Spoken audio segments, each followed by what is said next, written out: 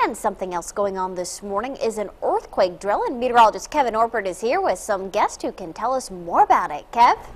All right, thank you very much, Abby. I have Arvin Copeland here, who is the Director of Emergency and Response, correct, for Homeland Security? That's correct, Kevin. All right, welcome to the show. Now, today is a rather important day because it's what we call a shakeout. Now, what does that mean?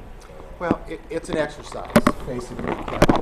And what we're doing, we're reaching out to not only the schools this year, we're reaching out to private businesses to, number one, let them know that Indiana is susceptible to earthquakes and give them some education about it. Hold on just a second. Let me make sure you got your microphone on here. It shook off, is what it did. So let's just start over, shall we? The American shakeout, or the Great Shakeout, is what? Well, once again, it's basically education of the folks in Indiana that, number one, Indiana is susceptible to earthquakes. So we want to talk about it, educate them, talk about having preparedness kits, and have a safety checklist, what they can do in their buildings to make their buildings earthquake safer.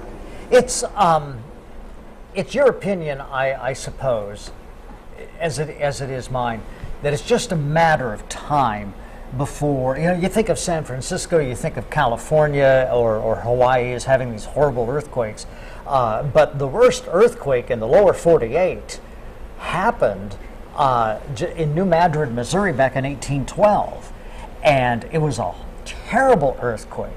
And I think it's just a matter of time, isn't it, before something similar to that could possibly happen? Absolutely, Kevin, and that's one thing that we want to do is recognize that earthquake that did occur back in 1811 and 12.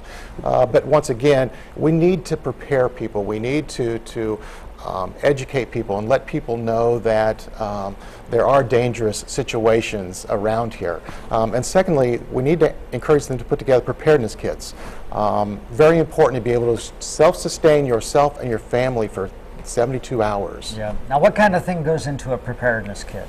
Well, families, here's the way I explain this. Nobody knows a family better than themselves, right, and what it takes to self-sustain themselves for 72 hours. So obviously, if you have children, you need things to take care of your kids. You need food, water, flashlights, radios, and certainly medication if there's issues there. And don't forget your pets. Right.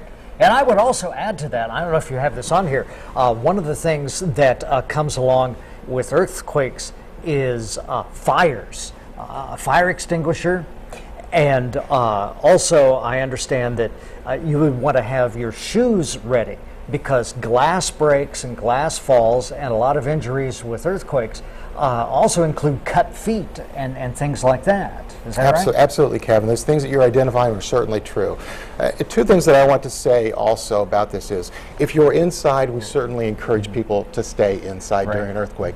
If you're outside, we encourage you to stay outside and away from tall buildings and things of this here. A lot of this is common sense, but you just need to understand your surroundings, Kevin. All right. When's this shakeout going on? It's gonna be today at 10:15.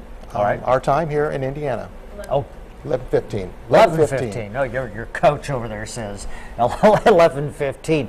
Will that be in the schools? It will. It will be in the schools, businesses, and as I mentioned, we're going to Walmart, go through the checklist with them and see how they are quake ready. All right.